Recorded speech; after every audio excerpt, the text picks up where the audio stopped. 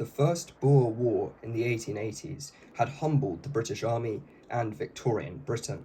It was the first time since the American War of Independence in the 18th century that a defeated Britain had been forced to sign a peace treaty which favoured their enemies.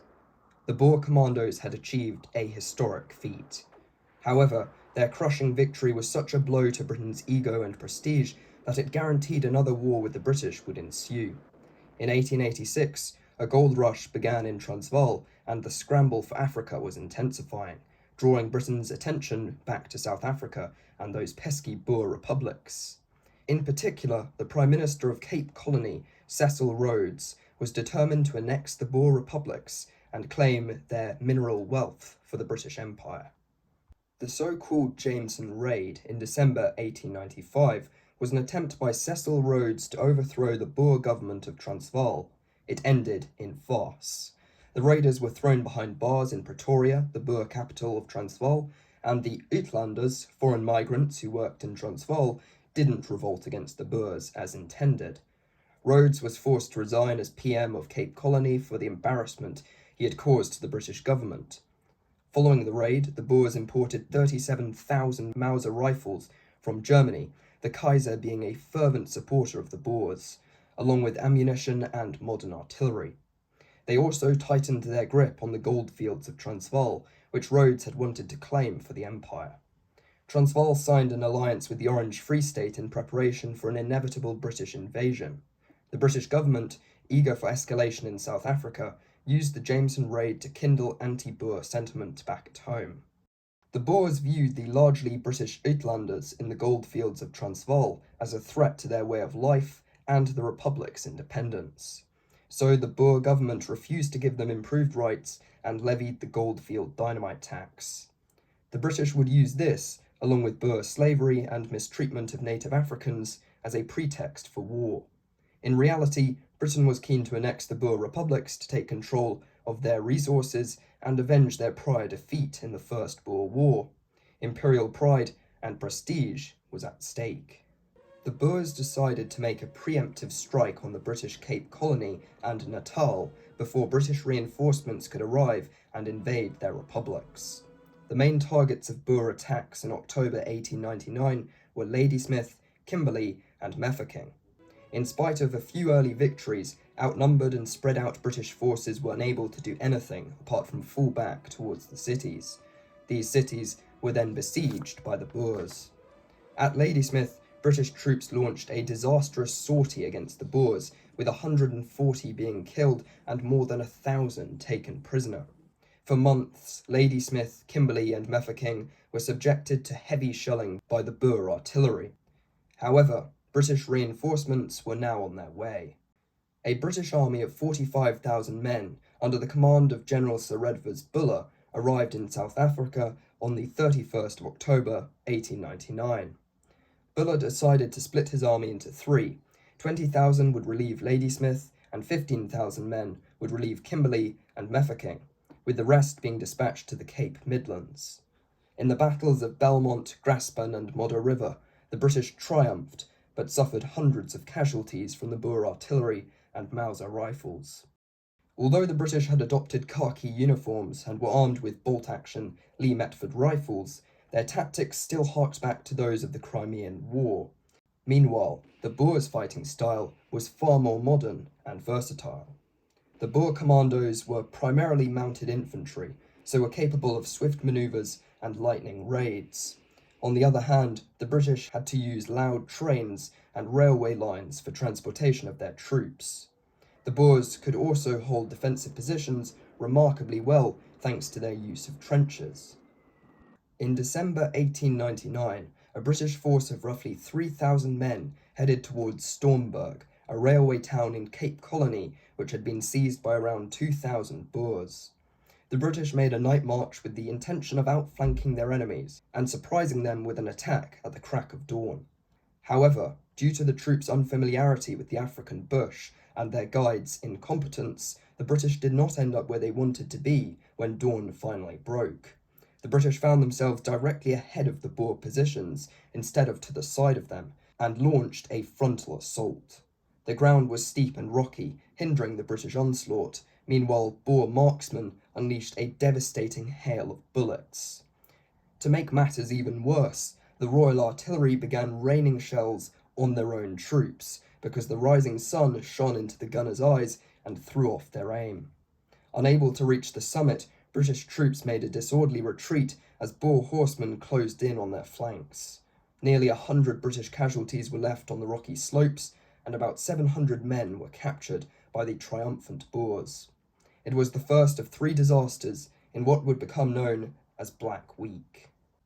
In the 2 weeks following the Battle of Modder River, a costly British victory, the Boers had fortified the heights of Magersfontein and also entrenched at its foot. Barbed wire was placed in front of the trench to hinder the British advance, which would have to be made over flat, open ground. The British were about to come up against a tactic that was way ahead of its time, and they were not prepared for it. On the 11th of December 1899, the British launched their attack on the Boer positions at Magersfontein, which blocked their advance to Kimberley. The trench at the foot of Magersfontein was hidden from the British, who believed the only Boer positions were atop the hill. As a result, the hapless British were about to march into a deadly trap. The Highland Brigade, comprised of the most elite Scottish regiments, led the attack on the Boers' centre. The Highlanders were quickly pinned down by an eruption of Boer rifle fire, with hundreds of men becoming casualties in the first few minutes. The Highlanders would remain pinned down beneath the burning African sun for 10 hours, until night came and they could safely withdraw under the cover of darkness.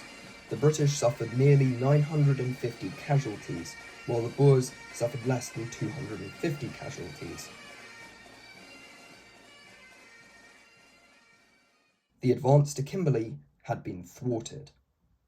Buller personally led a force of 20,000 men towards Ladysmith, which was under siege by the Boers. At Colenso in Natal, Buller's force would experience the third and final disaster of Black Week. The Tugela River separated Buller's army from Ladysmith, and on the other side of the river were the entrenched Boers, determined not to let the British pass. The Boers had destroyed the rail bridge over the Tugela and fortified the heights overlooking the river's fords. On the 15th of December 1899, the Battle of Colenso began when the British artillery crews and their horses were shot to pieces by hidden Boers. Intense rifle fire from the nearby hills prevented the British infantry from crossing the Tugela River. A retreat was called after about an hour. Buller's army suffered over 1,000 casualties and lost 10 guns.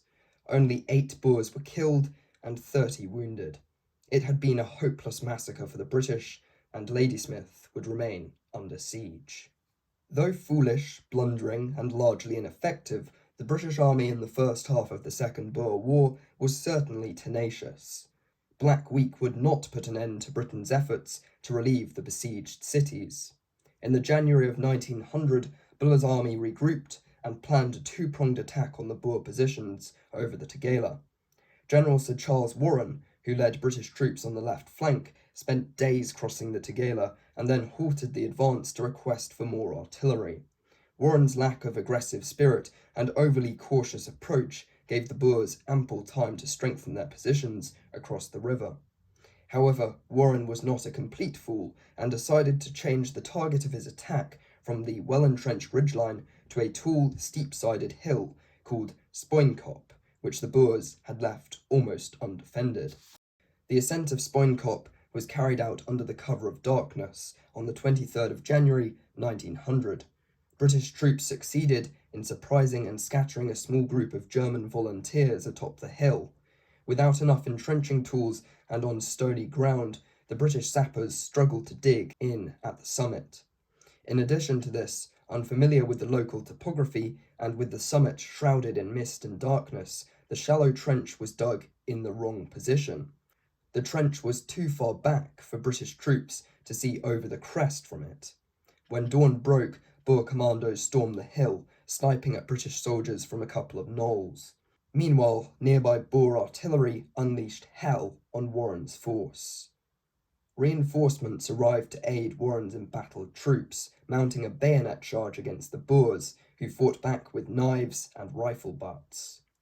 After a whole day of vicious fighting, both sides were thirsty, exhausted, and bloodied. Boers and Brits alike withdrew from Spoonkop and nearby Twin Peaks as darkness fell on the 24th of January. The Boers believed the British had won, while the British believed their positions were untenable and the Boers had won. Buller's tattered army retreated from the Tugela River, abandoning their attempt to relieve Ladysmith. 1,500 British troops were killed, wounded, or captured. However, the Battle of Spoonkop had been the Boers' most costly victory yet.